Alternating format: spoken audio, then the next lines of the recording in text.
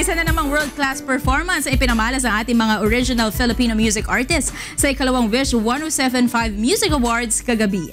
Narito ang hataw na balita ni Maki Libradilla.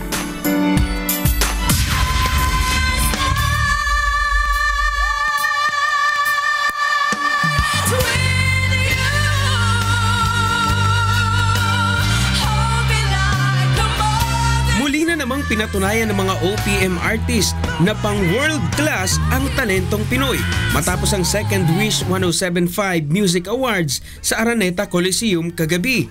Niyanig ng mga palakpakan ng The Big Dome dahil sa makapanindig balahibong song numbers ng guest performers. Unang nagpasiklab sa entablado ang newcomer sa music industry na boyband PH sa kanilang rendition ng Rude at kanilang original song na Only. Patok naman sa audience ang medley ng mga hit songs ni Adele ang kinanta ng mga finalist ng isang singing contest.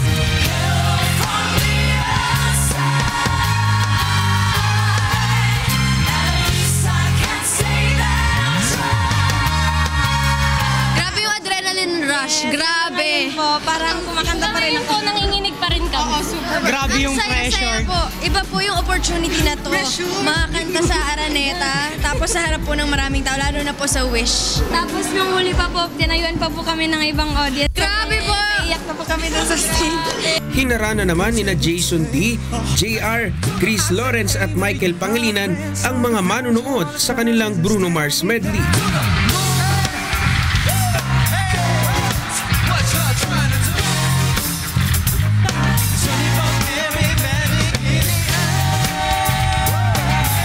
Actually, first time na magkakasama na kami apat. Sobrang saya nung naging performance namin and sobrang warm nung response ng crowd. So Wish 1075, thank you so much for having us.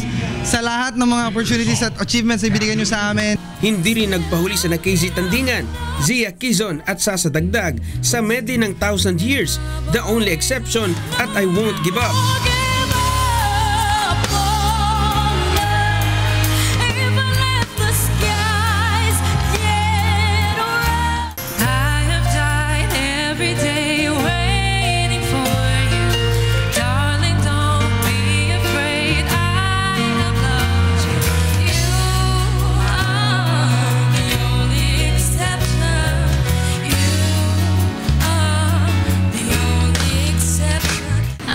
Yun, overwhelming response ng mga tao.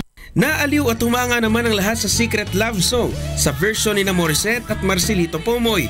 Lalo na nang makipagsabayan si Marcelito sa pagbirit ni Morissette sa pambansang Hugot Love Song.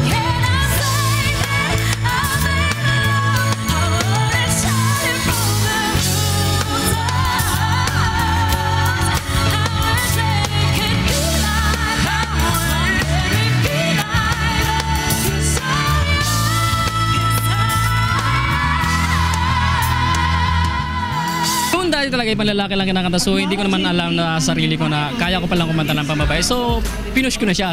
That was the twist of the performance. I'm so happy na perform niyo kay Marcelito. Yes. Grabe, iba siya. Literal, iba siya. Todo suporta ang mga fans sa kani-kanilang hinahanga ang mga awit, beat ang mga banner. Sobrang nakakatuwa yung experience kasi aside from the fact na nabibigyan siya ng chance sa music industry, yung beneficiary malaking part din kasi ng pagiging artist. At saka yung effort po ng group, talagang hindi mo kami natulog 24/7 bisig. Thankful po kami sa Wish aside from believing in her talent sa OPM. Yung Wish po talaga is binibigyan pa ng yung charity. Talagang masalamat po talaga. Nagiging part po kami ng pagtulong sa ibang tao. Maging ang mga netizen hindi nagpahuli sa pagsuporta sa kanilang favorite artist dahil umakyat sa #1 spot sa Philippine Twitter trends ang hashtag na Second Wish Music Awards. Maki Libradilla, UNTV News and Rescue, Philippines.